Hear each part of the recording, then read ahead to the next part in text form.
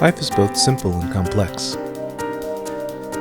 Our past links us to our present and future. Some of us know our role and purpose. Most of us are trying to figure it out.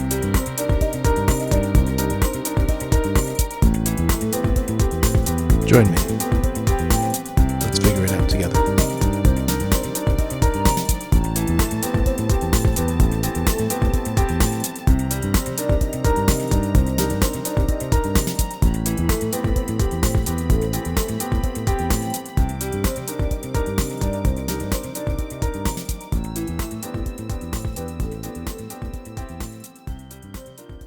On today's episode, I am talking with Clay Williams, a good friend, person I've known well over a decade. And today we're going to be talking about something near and dear to both of us.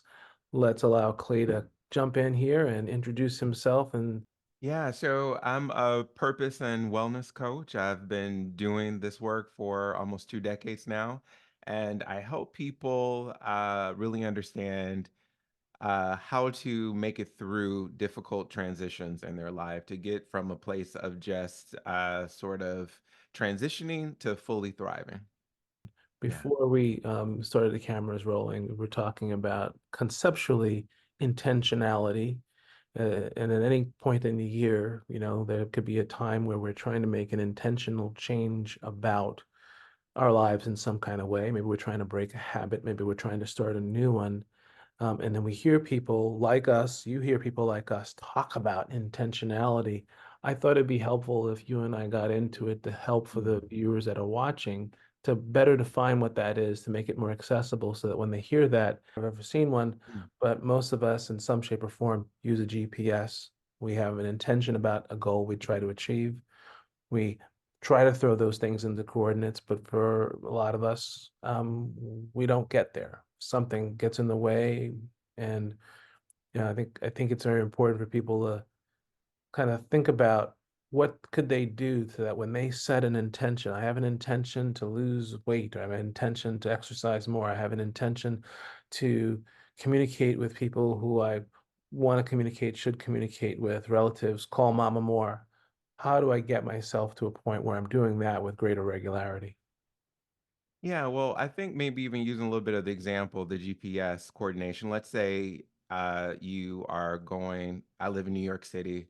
I'm going downtown to Battery Park. I put in the address for Battery Park. And so my intention is to travel down there. I'm using Waze. And Waze is just going to take me straight to my destination. That's the intention. The Hmm. reason why people in real life don't get to Battery Park quickly because they think it's just like a GPS. This is where I want to go. I'm just going to go ahead and go in it. But as you know from any GPS, it's going to help you navigate around traffic, but it doesn't say that it tells you accidents are coming up or Yeah. there's a pothole or things like that. We don't prepare ourselves for the potholes, for the car crashes, the levels of resistance that will get in the way of subscribing and getting to our intention. And so I think people have this autopilot kind of mentality Yeah. around setting goals. And that's the issue. We don't prepare ourselves for the level of resistance that will come in. It came up for me in that moment. You're saying that is that when we set the coordinates in our GPS, some of us are lucky enough, not me, but to have cars that once you put those things in, you can also hit a button and the car pulls and drives you. Hmm. But for the most part, we put those coordinates in, and then we have to still do something to get from point A to point B. Right. We have to direct ourselves. And I think when we set intentions, it's like we set it, I have this goal that I'm going to achieve, I'm going to do it. And I think we think that something's going to pull us there because we did that. Right. Right.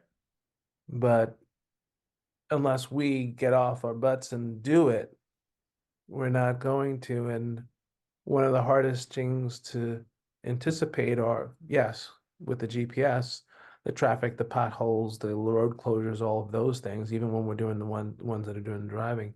But then there's a lot of other things that are also part of the calculation that are not going to be in the ways, like Mhm. motivation to get out of the house Right. Right. and other habits. And emotional resonance and resistances that keep us from moving. Yeah, and just even akin to the potholes, the unexpected car crashes, what do you do? What do you what happens to you when you then encounter the inability to have the motivation, the inability to not know, how to navigate your way in and out of a pothole or a crash. And so those are, I think, the reasons why people can't fully get to where they truly want to go. And I think whenever someone is setting attention, the first step is okay, what is the vision that you have for yourself? That's wonderful and that's great. Yeah. Now, two, are you prepared to deal with the levels of resistance and the unexpected as you're trying to get to the intention? And that's where practices come in around motivation, looking to see what your pain points are that might prevent you from getting to your intention and just working through those things. Mm, mm. This sounds like we're getting toward being able to check in and notice what's coming up for us or what we're noticing. We Right. all can envision going from point A to point B. We can envision maybe the steps that it takes to get there. Mhm. And a lot of that envisioning, it sounds like it's cognitive, it's intellectual. Right. Right. And then there's this other piece that is not so cognitive or tangible like that. Yeah, I mean, even with the whole GPS thing, like I said, a lot of times with Waze, for example, it'll say, okay, in a mile, a car crash is piling up, traffic is piling up. When you're in this space of in real life, trying to get to a goal, you don't see that there is something coming in that is going to push you off, kilter for the direction you're headed, and you don't know that unexpected bill, that unexpected death, that unexpected betrayal in a relationship or whatever the case may be. There's so many other things that are outside of our control Mm, that we really can't anticipate happening, but need to be prepared for. mhm. Let's let's get into like how do we do that? How do we prepare for it? And Yeah. it all sounds well and good. I talk about these things with clients, but they usually get to a point where like, all right, I get it. I know the problem. I've either got internal issues that are bothering me, or I'm not completely aware of all the things that could happen. I haven't anticipated them, or if they do happen, my frustration tolerance for that isn't very high. I mean, somebody was telling me about how they avoid going to certain places because when they get there, they might not be able to find parking, or they might it'd be too cold, or they all kinds of reasons why they can tell themselves not to even initiate. They can put the coordinates out there, Right. but they can get into also talking themselves into not moving forward. Mm. And see, and that's where I think awareness and honesty comes in, and honesty about what happens to you when you are in situations that are uncomfortable, that there is a level of resistance, when you are in unexpected scenarios that will bring up all of your emotions or issues. And I think a lot of people lack that self awareness and honesty about themselves. People can say every day, all day, this is what another person's pain point is, this is what they do, but what is it that you do when resistance creeps in? Do you avoid it? Do you act like it's not happening? Do you address it? Do you have negative things that that comes up for you where you're not just dealing with it? So I think first being aware of how you respond to the unexpected is the first thing that we have to really uncover. Increase of awareness of self, increase Yeah, awareness of prior behaviors and what were around those behaviors. that's right. Probably an increased awareness of not only the thoughts and the thinking, which a lot of us can do a pretty good job of thinking, Hmm. but also the feelings associated with those thoughts, Hmm. and probably going deeper within those feelings, because sometimes it's just an initial. A lot of times we have an initial feeling of something, and we're so maybe used to that initial feeling, we're also used to dismissing it. Hmm. Example I think of is, let's say you're sitting at a restaurant, you're sitting with somebody, they get up to go to the bathroom. What do most of us do? We reach for the menu, reach for the phone. How Hmm. many of us actually just sit there with ourselves, just allowing ourselves to be in the space? Right. One day I thought of this exercise and told people to do it. And what people would notice is when they didn't grab their phone, they didn't grab the menu, they Right. actually were like uncomfortable. Mm. Because in Mhm. that moment, they were sensing, well, I'm just sitting there alone in this room by myself. And what kind of feelings come up? Right. Whatever feelings come up. And then the behaviors associated with those feelings were the rote things that people do. Mhm. And most of us have very reactive sets of behaviors and things that we do when a feeling comes up. And often the awareness of the feeling doesn't become conscious. Right. I was trying to do a spreadsheet before. If you know me, that ain't my favorite thing to do. It was taking me the Mhm. longest time, but what kept on happening is another computer over there. I would go to the spreadsheet. Yeah, well, I'm thirsty. And I would get up and I go get something to drink Yeah. over and Right. over and over again. Again, we set the coordinates. We set the coordinates for the North Star. Mhm. And there's this belief that if I do that, I should be able to get there. But then we've got this whole other process happening for us. Yeah. And when I'm working with clients, the number one thing that I do to help them not only get to a point of awareness and acknowledgement in terms of what their own personal things are when resistance creeps in, is to identify what are your personal challenges and growth edges that you know is an issue for you. And by growth edges, these are things that you know you're growing in. You haven't mastered it. It's something that's difficult for you. It's something that you know you are learning right now in your Mhm. life. When you Because when you have an awareness of a growth edge, when you can identify it, a thought popping up for me is that then you become, it can be a watch out. It can be a thing that you can now watch out for.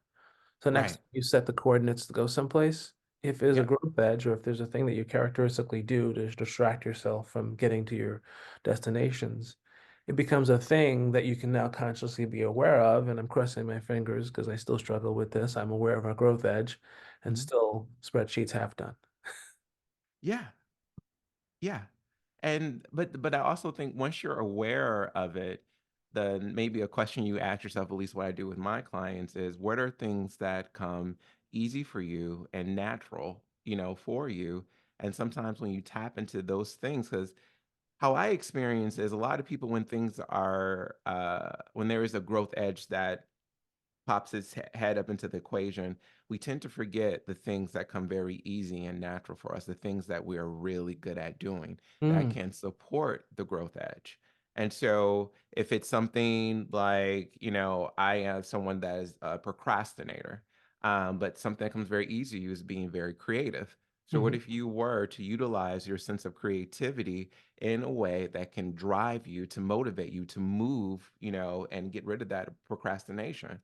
And so it's identifying, I think, again, what are those growth edges that you are experiencing? You're working on it, you're trying to get beyond it. But then what are things that just come very easy and natural to you that can power you through, those growth challenges?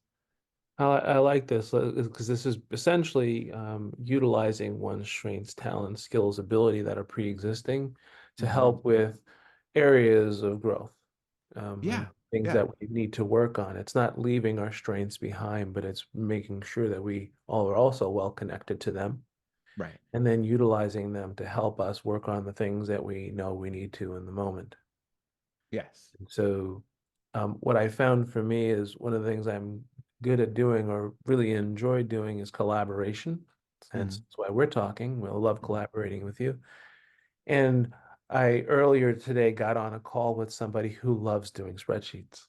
Mm. Hmm. And so knowing that for a few hours before the call, I was getting something ready, but I was slow and I wasn't getting it done efficiently, but I kept on pushing in anticipation of, ooh, you're going to get to spend time with this person who loves this piece of it, and you can collaborate with them together, something you love to do to get it done. And Right. right before this call, I got a message, oh, we're done.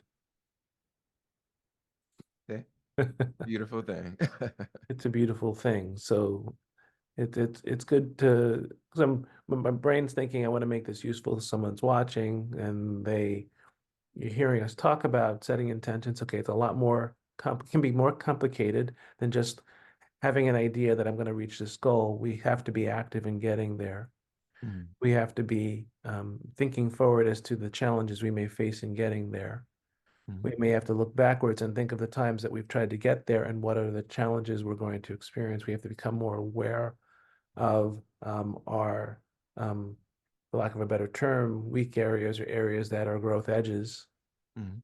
and watch out for them. And lastly, you're sharing that we need to utilize our strengths, skills, abilities pre-existing, collaborate with those together Yeah. to go Yeah. forward. Yeah. Yeah. Right.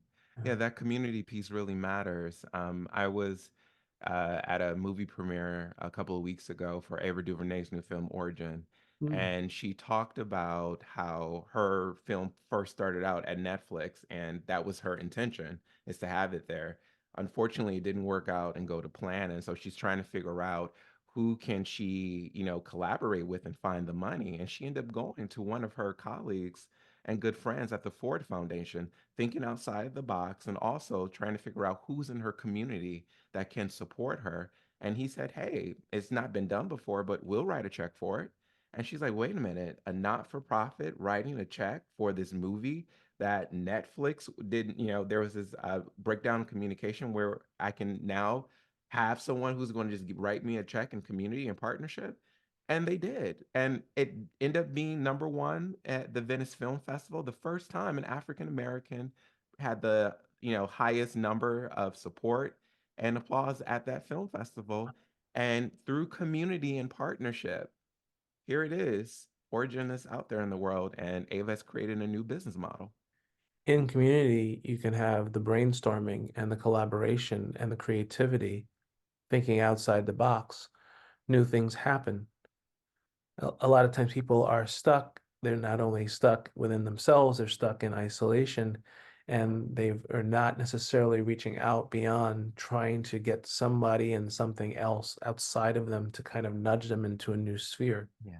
It hasn't been done before, but sometimes that's where the best things happen. And sometimes without getting that isolated, stuck version of us out and saying, I've been stuck, I've been struggling with, it just feels good to even say that. Saying that in community releases some of it. Hmm. Having sentient being across from us, nodding and acknowledging, you see me, you feel me. That's therapeutic. Yep. Therapist loves that piece. And then once in a while, when you feel seen and heard, and the other person says, I'm just wondering, have you ever thought of, and then the light bulbs start going off. Right. That's the magic. That's the best part. Yes, yes. And a willingness to be an active participant in your own intentional process. And it just sounds like that's what your clients are doing. Yeah. And we set the space to invite them to do that, willing Mhm. participants and collaborative, but we don't make it sound like it's magic, except the magic happens between. That's the point I really try to stress to clients in general is that intentionality is a process. And I mean, you can, something that I set my intention to do 20 years ago, I am still in process and I am still doing it. And, at the end of that, maybe a point beyond the challenges and the collaboration is perseverance and resilience. There's a lot of resilience and a lot of perseverance that has to be kicked in too when you're striving to obtain something. And I think a lot of people sometimes have that finite time frame. Oh, if I set my intention at the top of the new year, by the end of the new year, the end of the year, it needs to be done, or the fact that the first 3 months. I think those goals are really important, but sometimes it just does not happen in our own time frame. Doesn't mean it's not going to happen and that we may not have to bring in, other resilient measures, but it takes time. It's a process. And so it's always a process and it's always in Always. process. There isn't just a beginning, middle, and an end, but there is Mhm. an ongoing, cyclical, often linear, lifelong process. Mhm. Mhm. And I think if we set our expectations at the beginning, not to believe that if I've set an intention, I'm just going to get to a finite place, but that some of these things that I put into my daily practice are daily practices forever. Hmm. Yeah. And one other thing that I think is really interesting is sometimes when we have an intention, again, using your GPS, example, there's a place that we want to go. What happens when the ultimate vision that we have for ourselves shifts and change, but the intention is stays the same? Hmm.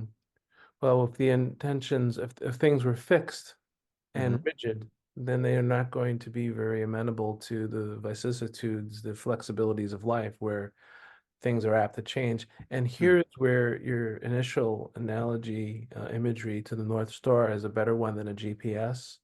Generally, with a GPS, you go from point A to a point B. Right. But when you set your North Star, if you literally set your North Star in real life, you actually never get to your North Star, but you're always heading in a direction of intentionality around it and whatever it represents. Mm. So then for you, is intentionality under purpose in this example when you're talking about that North Star? Purpose, direction, meaning, Got and it. a place to always go as opposed to a GPS. It's more of a mentality of once you get to point B, you're done. Mm-hmm. But we're actually never done. So if I set Mm-hmm. a healthy plan, a healthy North Star, if I have send a healthy GPS, what a lot of us do is, okay, I lost the required number of pounds. I got into the bathing suit I want to. I achieved something. And then what do a lot of us do? They stop. You were right. And Right. that's where the almost the brilliance of the idea of the wait a minute, a North Star ends up working better because when we never get to the North Star, but it's something we're aspiring to, and because we aspire to it while we're moving across the Mm-hmm. shifting terrains of Earth, Mm. we're constantly having to adapt in the moment to deal with the challenges that we're facing in the moment, Right. but we have guiding principles that are distant and abstract and almost never attainable, but they help us keep us directed Mm-hmm. By being present. by being present. Hmm. Hmm. And we didn't talk about that sort of directly and related to intention, but maybe that is one of the also supporting factors, not just the awareness, not just being, clear about what are your growth edges or learning weaknesses, but being present with where you are in your life right now can also support you in combating the resistance that will definitely creep in. Absolutely. Yeah. Can support you in staying on the path, reevaluating the path, adjusting it. Because many times in our lives, when we set out on a course, Mm-hmm. it's what we thought we wanted. And then as close as we get there, we want different things. Mm-hmm. And so we allow ourselves to change. Hmm. Now, probably for another episode, sometimes we allow something else to co-opt our direction and our vision, like something somebody else's once, or we got Right. into a job and it was supposed to be just to help us get there, but then it became the main event. Mm-hmm. Mm-hmm. And when that sort of thing happens, and this really goes deeper, that can also thwart our current intentions because sometimes we can set intentions towards things, but it's not really where we want to go. Right. Exactly. It's not really our North Star. It's really a B. Mm-hmm. Mm-hmm. I can't tell you how many client conversations I've sat down where I asked them at the beginning of our process to identify the vision of where you believe this practice is going to take you. And 9 times out of 10, by the time we're almost done within that process, it's completely different because of what you just said. We have opened up the hood and saw that our desires was not our desires. It was our mother's desire when we were 4 or 5 years old and so Mhm. forth, and you end up course correcting and getting to your real A and not the B. Yeah. And it served the purpose maybe when we started it. That's right. You say the job, the job was there. It's the commercial that pays for the programming at the moment to get us there. Mhm. But sometimes it becomes the main programming.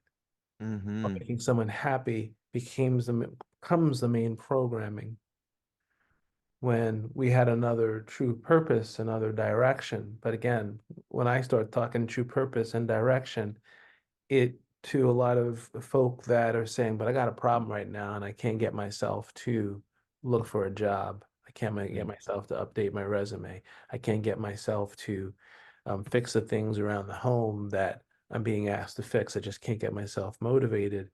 And in a lot of instances, the reasons why we can set a course of intentionality toward trying to do those things, but still be stuck, is because those things, those intentions, those B's, which is B's, Yep. and we often forget or ask ourselves. And so, if you were to complete all the things on your list, what would you have? And they don't have an answer. They Right. don't tell me fulfillment. Hmm. Right. They don't tell you me I got to the mountain. They'll often tell me it'd be done, and then whoever's nagging me to get it done, they would be off my back. Doesn't sound Mm. motivating. Wow. So do you think that, I don't know how much time we have, but do you think that, do we have time for this question? We can actually have time to set this up for maybe we come and talk about that, because I think can be a good number of people who are watching this and go, okay, this will work for the point B's that I want to get to, the North Stars I want to get to. But maybe you're onto something when we're talking about, well, I can't get myself to fix Mm. that broken window because once I fix it, there's 10,000 other things that I got to fix. And I don't really want to be doing this. Right, right. I'm curious just to know if for folks in general, how do you then set the intention that is in full alignment with your true North Star from what you're saying? I think there might be some coachable moments at a later time for that. Absolutely. So let's restate that again. You say that again. So how do you say it? Not remember. That's right, because you were in the flow of a beautiful statement. But then how do you set the intention so that it aligns with your true North Star? There you go. Yep. Okay. And so probably that'll be what we can do in the next episode. And I do thank you for your time today. I appreciate you. Ditto. And again for another episode. And hopefully we will tackle the next segment in a very, very powerful area for us to be talking about intentionality, setting a direction, following our North Star, getting to our B's, but making sure that our B's are aligned with our true intention. That's a whole other segment in and of itself. Thanks, Dr. Fritz. Thank you.